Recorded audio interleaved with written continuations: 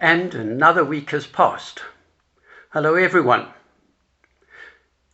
Today I'm going to read 2 verses from 1 Corinthians chapter 13. Verse 7.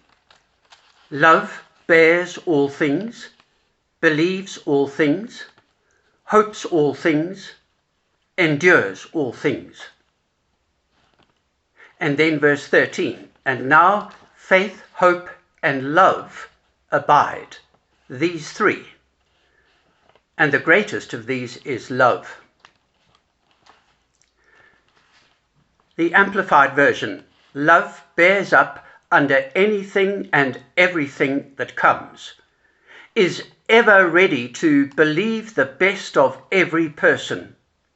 Its hopes never fade under any circumstances, and it endures everything without weakening. It protects, it trusts, it hopes, it perseveres. It never gives up. The word stego for bears could mean that love patiently endures all things, or that it hides or conceals the faults of others. If you love someone, you will be loyal to that person no matter what it costs. You will believe in that person always and expect the best of that person. You will be firm in your resolve to defend that person always. Love puts up with anything, looks for the best, never looks back, keeps going to the end. Clearly, this is a lifestyle. Day by day, we choose to love.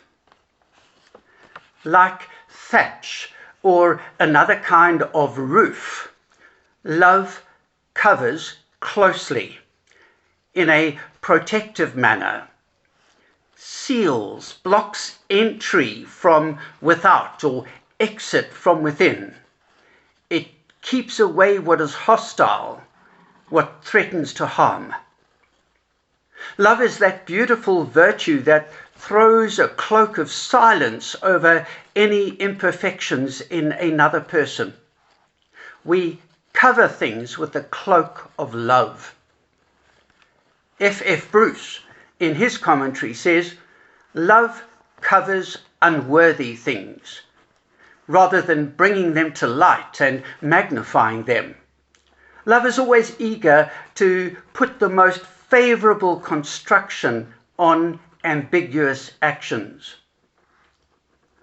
This doesn't mean being naive, and it doesn't mean being oblivious of whatever is false and wrong and evil. But in doubtful cases, preferring to be generous rather than suspicious. Love chooses to cover over quietly, to hide the faults of others. It doesn't broadcast someone's weakness or fault. It doesn't run others down with sarcasm and criticism and destructive terminology. Wesley writes, whatever evil the lover of humankind sees, hears, or knows of anyone, he mentions it to none, unless where absolute duty constrains him to speak. John MacArthur: love protects others from exposure, from ridicule, and from harm. It does not gossip. It does not listen to gossip. It tries to correct a wrong gently, with the least possible hurt or harm to the guilty person. Hope means to look forward with confidence to that which is good and beneficial. But I actually want to focus now on the last part of verse 7. Love endures all things. It refers to the ability to continue in an activity despite resistance, difficulty, or opposition. Perseverance and tenacity in all circumstances, through pain, suffering, deprivation, hatred, loss, and loneliness. The ability to continue through setbacks and rebuffs. We have all experienced some or all of these struggles. Perhaps what has helped us through often is the experience of God's presence with us. If we haven't actually felt God's presence, then at least we've been convinced in our minds that God is with us, that he is, in a sense, on our side, because we know the God we believe in is a God of comfort, a God of compassion, a father of the fatherless, and a defender of the widows, as Psalm 68 verse 5 puts it. Our own prayers, the prayers of other people and their support, counsel and encouragement that has been offered by other people, all of these things have enabled us to cope when we've gone through those really difficult times.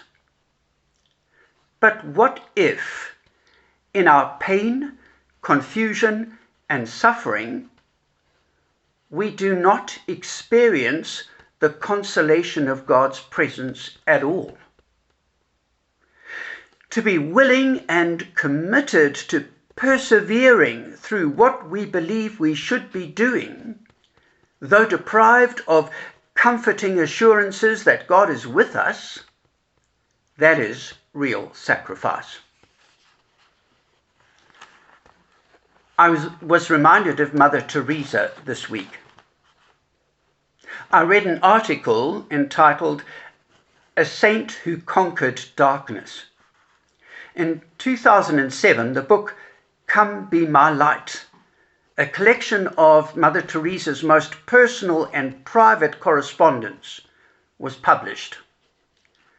Her letters revealed that, except for a brief period, Mother Teresa endured a profound sense of God's absence for the last 50 years of her life.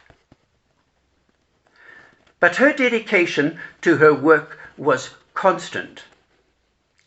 Mother Teresa knew of the writings of St. John of the Cross with regard to the dark night of the soul.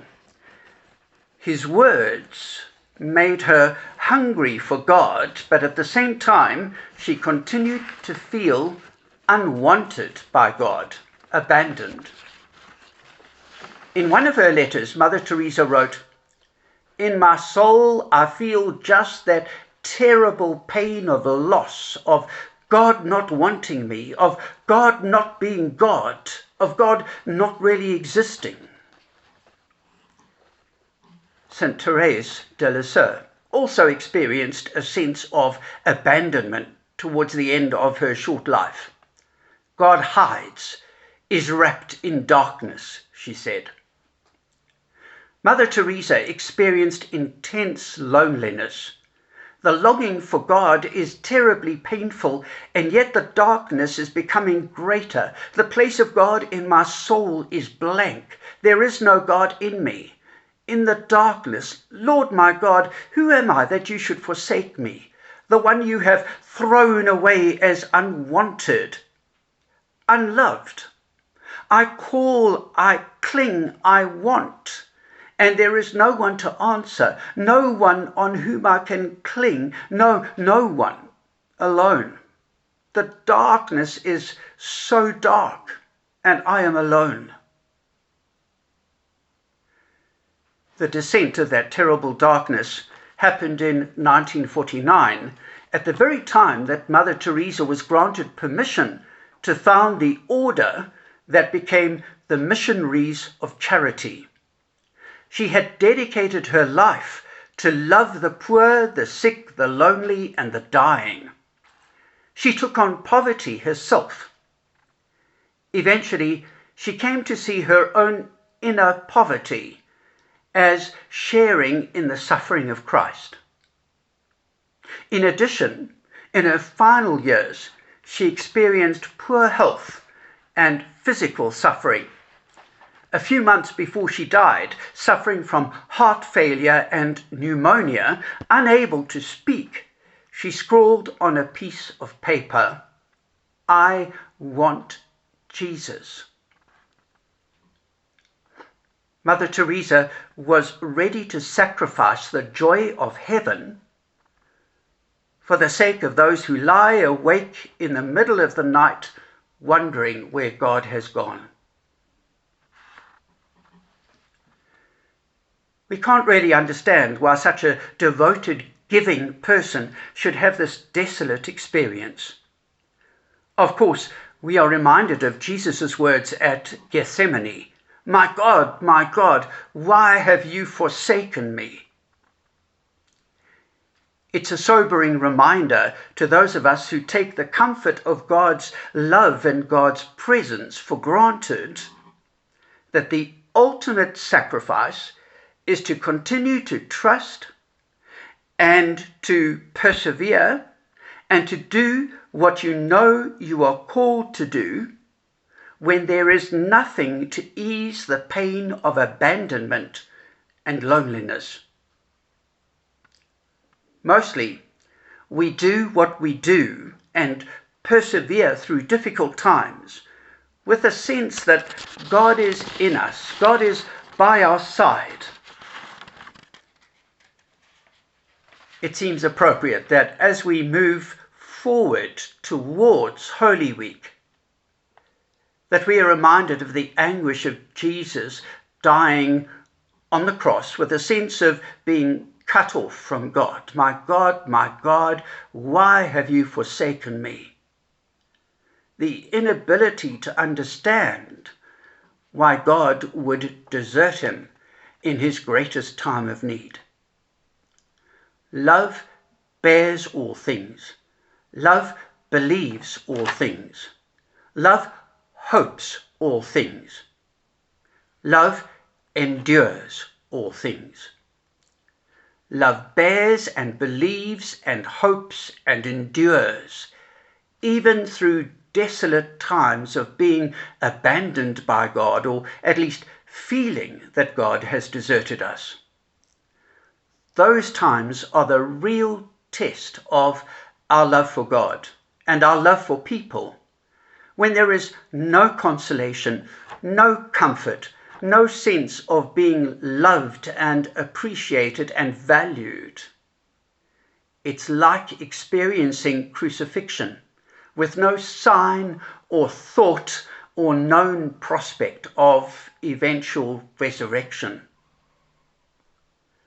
Would we have the grace to do it? Of course, it's all about calling. And we cannot manufacture some noble work to give our lives to sacrificially. I have my doubts that I'm made of such stuff. It's worth asking the question, though, what would constitute real sacrifice in my life? What can I do to make a few people's experience of life a little easier today? And if it doesn't make me feel good, and if I have no sense of people's appreciation, and no sense of God's approval, and no experience of God's presence with me, it's all okay. In conclusion, I was reminded of a song that we sing sometimes in church. All to Jesus I surrender. And I looked at the words and I could see that the writer of the song was offering everything to Jesus, but there are suggestions that all the time he's offering everything to Jesus, he's experiencing the comfort of God's presence and God's salvation and various other things at the same time. And it seemed to me that the words of all to Jesus I surrender would be a lot more sincere if they were genuinely sacrificial. And with all due respect, I rewrote the words. All to Jesus I surrender. All to him I freely give. Pray that I will love and trust him, even when it's hard to live. All I have to him surrender. Humbly at your feet I'll bow. When I feel I am forsaken, asking, God, where are you now? All to Jesus I surrender. Nothing that I have is mine. If I do not feel your presence or your love, I will not whine.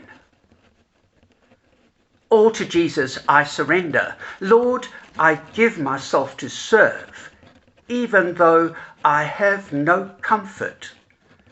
Help me not to lose my nerve. All to Jesus I surrender, though I feel the searing flame. I'll press on, in love seek justice. Do it all in love's dear name. And the chorus, I surrender all. I surrender all.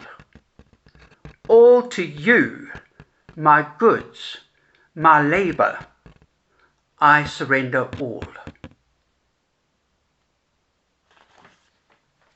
So I hope that it is meaningful to you to think at this particular time of the church's year of sacrifice and of true sacrifice, where there are no accompanying feelings of God's presence and God's consolation, when perhaps we might feel cut off from God. That's when I think love is proved genuine, when we're not getting any kind of rewards or any kind of compensatory feelings or experiences, when it is all just maybe blood, sweat and tears. And as we draw closer to Holy Week and to Good Friday in particular, I hope that we will be able to think about the place of sacrifice in our own lives. And so I pray that God will bless you and that you will be able to allow God's Spirit to lead you and to guide you in whatever God might be calling you to be and to do. Amen, and God bless.